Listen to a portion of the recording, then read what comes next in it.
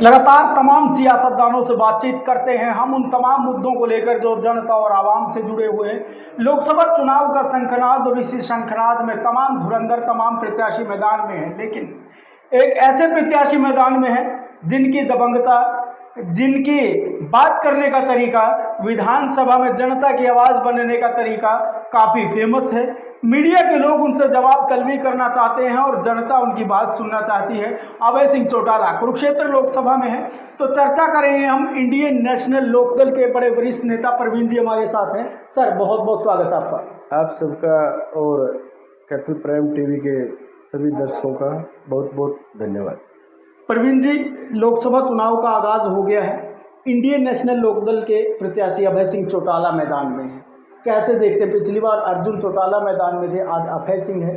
क्या वो परिस्थितियां आई कि आज बेटे की जगह बाप को चुनाव में मैदान में आना पड़ा? मैं आपके मीडिया के माध्यम से एक बात रखना चाहता हूँ।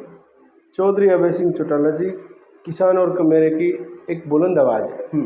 जैसे कि किसान आंदोलन आया, आप सबको मालूम है, जब संयुक्त किसान मोर्चा ने सभी राजनीतिक दलों से विधायक पद से, लोकसभा संसद के पद से इस्तीफा मांगकर ही अपने मंच पे आने के लिए बोला, तो हरियाणा भर के और देश और प्रदेश के सभी सांसद, सभी विधायक, सभी दलों के किसी की हिम्मत नहीं पड़ी।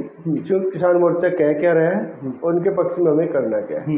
लेकिन इसको एक चीज़ लगी थी चौधरी अभय सिंह चौटाला को, 8 जनवरी को जब दूसरी ट्रैक्टर यात्रा बाउदीन टोल प्लाजा से लेकर और टिकरी बॉर्डर पर गए थे, तो वहाँ पर संयुक्त किसान मोर्चा के 8-10 पदाधिकारी आए, जिस टेंट में चौधरी अभय सिंह चौटाला जी बैठे थे। उनसे कहा कि आज अगर चौधरी देवलाल जी जिंदा होते तो हमारे किसानों की लड़ाई लड़ते और हमारे बीच होते। तो चौधरी अभय सिंह चौटाला ने किसानों को आश्वासन देते हुए एक बात कही थी, 26 जनवरी का संयुक्त किसान मोर्चे का एक बड़ा ऐलान है, इस संसद का कूच करेंगे। तब तक ये तीनों कृषि के काले कानून वापस ले लिए तो ठीक है, नहीं मैं 27 जनवरी को विधानसभा स्पीकर के समक्ष जाके और अपना इस्तीफा सौंप दूंगा जी। जो जुबान दी थी चौधरी अभय सिंह चौटाला ने, जबकि 26 जनवरी को लाल किले के बवंडर पे अपने नेशनल फ्लैग से सिक्की का झंडा ऊपर फैला दिया गया। दीप सिद्धू का मैटर, आंदोलन करवट दूसरी तरफ ले गया था। लेकिन चौधरी अभय सिंह चौटाला ने जो जुबान किसानों को दी थी कि मैं 26 तारीख तक इंतजार करूंगा, अगर 26 तक 3 काले कानूनों का समाधान नहीं हुआ तो मैं 27 जनवरी को विधानसभा स्पीकर को अपना इस्तीफा जाके दे के आऊंगा। उसी जुबान पे रहे चौधरी अभय सिंह चौटाला जी, चंडीगढ़ जाके अपना फिजिकल इस्तीफा विधानसभा स्पीकर के सामने पेश होके दे के आए कि मैं किसानों के साथ खड़ा हूँ, 3 काले कानून के विरोध में हूँ। तो जो कह दी, जो जुबान दे दी, वो सत्य अभय सिंह चौटाला, जो इसके कार्यकर्ता कहते हैं ना लोग, वो इसलिए कहते हैं कि चौधरी अभय सिंह चौटाला जी जितना कहते हैं उतना करते हैं, जो कहते हैं वो करके भी दिखाते हैं। और चाहे मुद्दा मानो खिलाड़ियों का था, जंतर मंत्र पे अपने खिलाड़ी बैठे, वो जब न्याय मांग रहे थे, जो अपने सेंटर के मंत्री थे बृजभूषण जी, जो यौन शोषण का मामला था खिलाड़ियों के साथ, उस मुद्दे को भी चौधरी अभय सिंह चौटाला ने विधानसभा में उठाया। पैरावर की जमीन का मामला था, खट्टर साहब के सामने वो बेटा दानदेही की जमीन थी, ब्राह्मण समाज की थी, उसको भी मुद्दे को बहुत ही मतलब गहराई से उठाया। किसान आंदोलन के मुद्दे को अपना ही आंदोलन माना, क्योंकि एक बात कही थी, मैं किसानों में हूँ और मैं हरियाणा का एक बड़ा किसान भी हूँ। अगर 3 काले कानून लागू हो जाते तो मेरे ऊपर सबसे ज्यादा प्रभाव डले। संदीप सिंह के मामले को भी उन्होंने उजागर किया। जो संदीप सिंह पेवा से मंत्री थे, वो जो अपनी कोच थी, जूनियर कोच शिक्षा डागर, उसके मामले को जब वो उसकी कोठी पे आई, उसने प्रकरण बताया। उसने कहा कि प्रकरण तो मेरी बेटी के समान है, मेरे को नहीं बता सकती, मैं मीडिया के लोग बुलाता हूँ तो उनके सामने प्रकरण को रख। जब प्रकरण को रखा तो संदीप सिंह के खिलाफ विधानसभा में कितनी मजबूती से बढ़िया मुद्दा उठाया और उस लड़की को न्याय दिलाने की कोशिश करी। तो इस तरह की शख्सियत चौधरी अभय सिंह जी चौटाला है, जो हर वर्ग को न्याय दिलाने के लिए अपनी एक बुलंद आवाज है। इसी चीज के लिए अभय सिंह जी जाने जाते हैं। इसी चीज के लिए लोगों में मतलब अभय सिंह के प्रति मतलब बहुत बड़ी एक मतलब खुशी है कि कुरुक्षेत्र लोकसभा से ऐसे व्यक्ति ने संसद के चुनाव के लिए हाँ भरी है कि मैं लोकसभा का चुनाव लड़ूंगा और मोदी कैबिनेट में जाके, और जब ये किसान के खिलाफ विरोधी फैसले लेंगे, मैं जैसे हरियाणा की विधानसभा में बहस करता हूँ किसानों के लिए मुद्दे उठाता हूँ, ऐसे ही मुद्दे उठाने वाला देश की जो लोकसभा होगी पार्टी की सरकार किसी की भी आए, चौधरी अभय सिंह चौटाला जी वहाँ विपक्ष में किसानों की भूमिका को निभाएंगे। क्या मानते हैं कि मोदी की आंखों में आंख डालकर लोकसभा में अभय सिंह चौटाला बोल पाएंगे? कईयों के सर पे तो ईडी नाम के तोते बिठा रहे हैं, क्या इससे अभय सिंह नहीं डरते हैं? चौधरी अभय सिंह चौटाला और ताऊ देवीलाल का परिवार ईडी सीबीआई से कभी डरा नहीं है। आय से अधिक संपत्ति के मामले में बहुत सारे झूठे केस इस परिवार पे लगे हुए हैं, लेकिन इनकी पुश्तैनी जो प्रॉपर्टी है उसका सही कैलकुलेशन करे तो इनके इस परिवार के ऊपर आय से अधिक संपत्ति का केस बनता भी नहीं, क्योंकि उसकी कैलकुलेशन गणना ही गलत कर रखी है सरकार ने साजिश के तहत। क्योंकि हरियाणा का सबसे बड़ा एक किसान परिवार है पुश्तैनी जमीन के हिसाब से, उसका अगर सदियों से हम खेत का ठेका भी देखे ना और उसकी इनकम आमदनी देखे, आय से अधिक संपत्ति का मामला इस परिवार में बनता भी है। यानी कि आप मानते हैं कि मोदी की आंख में आंख मिलाकर बात कर सकते हैं? चौधरी अभय सिंह चौटाला जी वो शख्सियत है जो चाहे सेंटर में गवर्नमेंट किसी की भी आए, वो जब भी किसान के खिलाफ कोई स्टेप उठाएगी, कोई भी प्रधानमंत्री आए, हम ये कहते हैं मोदी का तो हमें है कि मोदी प्रधानमंत्री आएगा ही नहीं, मोदी का तो खात्मा हो चुका है जी। जो भी प्रधानमंत्री आएगा किसानों के खिलाफ कोई भी फैसला लेगा, चौधरी अभय सिंह चौटाला जी वह किसानों की एक बुलंद आवाज बन के आंखों में आंख डाल के उस प्रधानमंत्री के लोकसभा में किसानों की आवाज को उठाने का काम अभय सिंह चौटाला जी करेंगे। दो सेठ जी चुनाव लड़ रहे हैं, दोनों लाला जी हैं, दोनों चुनाव लड़ रहे हैं, और दोनों की बात करें तो एक भाजपा से, पहले वो कांग्रेस में थे, भाजपा में आ गए हैं, और दूसरे लाला जी कांग्रेस के साथ गठबंधन किए हुए हैं। जो सुशील गुप्ता है वो कहते हैं अभय सिंह चौटाला वोट काटने के लिए आए हैं, वोट कटवाएं। सुशील गुप्ता जी का चुनाव बैठ चुका है, वो अपना मैदान छोड़ चुके हैं। ये जो गठबंधन का प्रत्याशी सुशील गुप्ता को बना के लाए थे, आप सबको बता दूं ये धनाढ्य घराने से है, दिल्ली के अंदर इसके अच्छे कारोबार है, बिजनेस, पूंजीपति आदमी है और उद्योगपति आदमी है।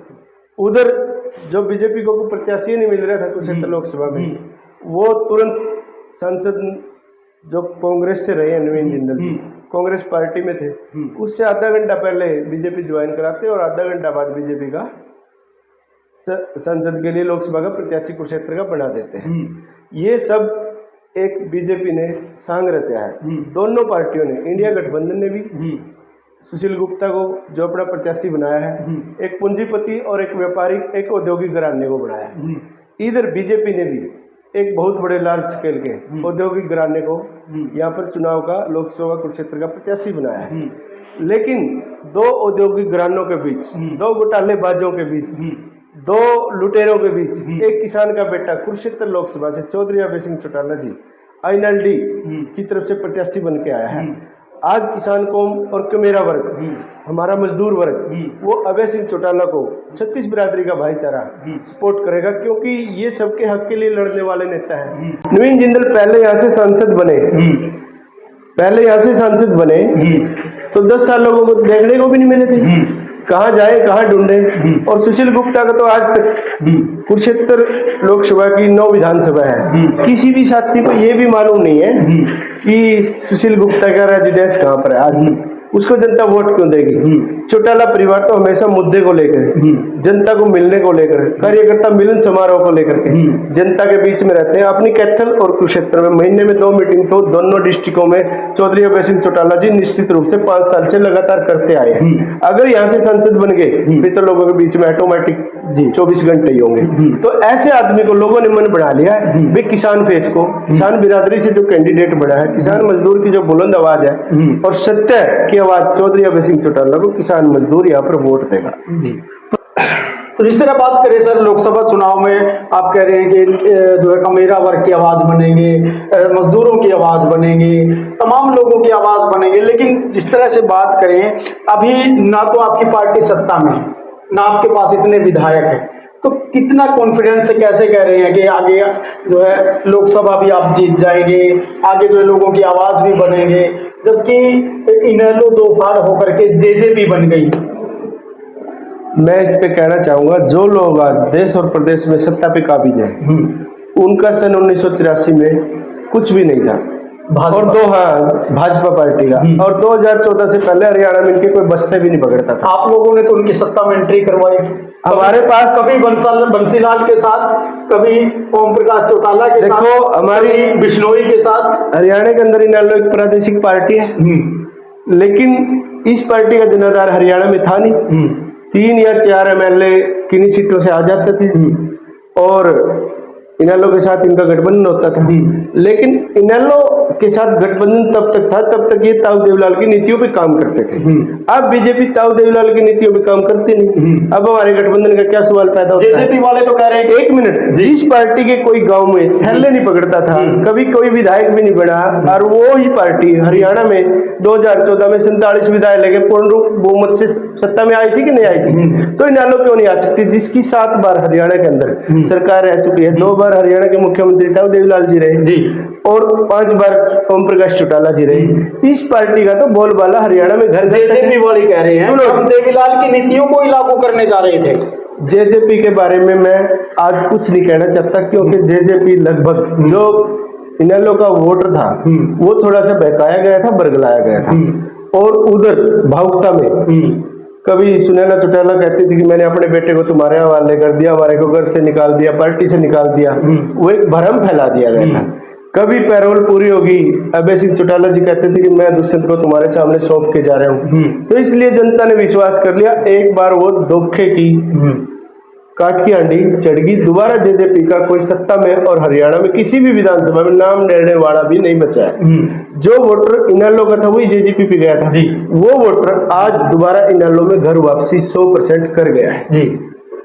ठीक है ना जी। मैं रॉकी और बात बताता हूँ, रॉकी मित्तल का इंटरव्यू कर रहा था, थोड़ी सी और जेजेपी पे थोड़ी और टिप्पणी करना चाहता हूँ। जेजेपी बिल्कुल घर तोड़ के, परिवार तोड़ के और कार्यकर्ताओं का मनोबल तोड़ के अपने स्वार्थ के लिए बीजेपी के पास बिक के गई थी। ये बिकाऊ था लड़का, बिकाऊ माल था, और जनता ने आज बिकाऊ माल पर से अपना विश्वास बिल्कुल उठा लिया और दिखाई भी दिया कि जब भी किसान आंदोलन पिपली में हुआ, जनता ने कहा दुष्यंत तू बीजेपी के खिलाफ वोट लेके गया था और आज किसानों पे आपत्ति आई है तो एक इस्तीफा दे दे, क्योंकि बिकाऊ माल था, पैसे ले रखे थे, वो इस्तीफा दे नहीं सकता था। उसने इस्तीफा नहीं दिया, सत्ता में रह के मतलब जनता के काम नहीं करवाई। आज जनता का 100% मोह भंग जेजेपी से होकर, जेजेपी नाम की कोई पार्टी है, ये तो हरियाणा में कोई अब जानता भी नहीं है, जिक्र भी नहीं है। रॉकी मित्तल भाजपा में मोदी के भक्त हैं, वो कह रहे थे कि मोदी जिंदल को कोयला चोर कह रहे हैं तो मैं इसको कोहिनूर कैसे कह दूं, आपका क्या विचार है?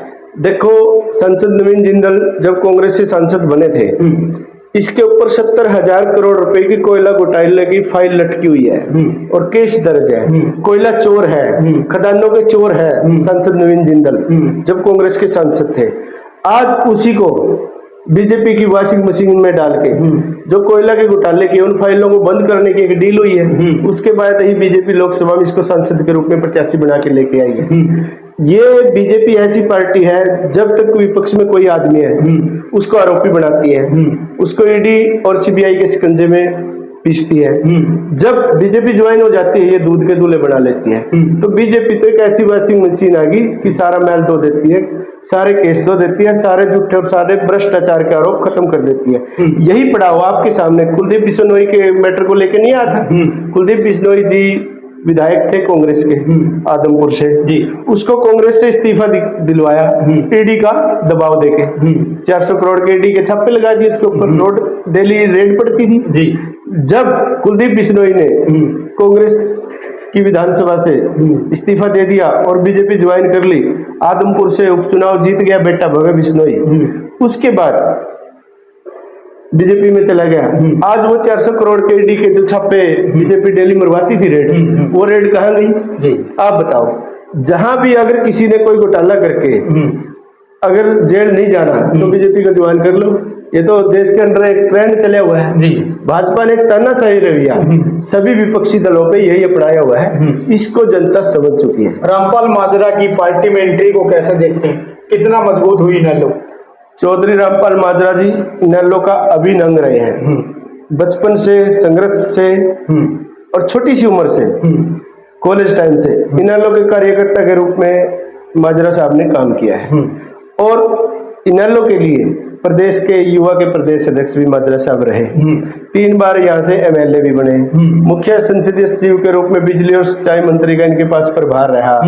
माजरा साहब की छवि आज तक बेदाग रही है। इसलिए माजरा साहब के आने से इनेलो को बहुत ज्यादा मजबूती जिला सत्र पे, विधानसभा सत्र पे और प्रदेश सत्र पे मिली है। माजरा साहब दिन रात इनेलो को मजबूत करेंगे और इनेलो परिवार को उम्मीद थी कि माजरा साहब आए और इस पार्टी की कमांड को संभाले। अभय और माजरा मिलकर क्या सत्ता में जो है ले जा सकते हैं इनेलो को? अभय माजरा और इनेलो का कर्मठ कार्यकर्ता जो दिन रात मेहनत करता है और 20 साल से पार्टी सत्ता में नहीं है, फिर भी अपना कार्यकर्ता कमर कस के चौधरी अभय सिंह चौटाला को मुख्यमंत्री कुर्सी तक ले जाना चाहता है। कार्यकर्ताओं की मेहनत पे और माजरा साहब के नेतृत्व में और प्रधान महासचिव चौधरी अभय सिंह चौटाला की अगुवाई में ही इनेलो सत्ता तक जाएगी। और 2024 में हरियाणा के भावी मुख्यमंत्री चौधरी ओम प्रकाश चौटाला जी के नेतृत्व में चौधरी अभय सिंह चौटाला जी इनेलो के होंगे। आज मैं आपके चैनल के माध्यम से क्लियर कर देना चाहता हूँ।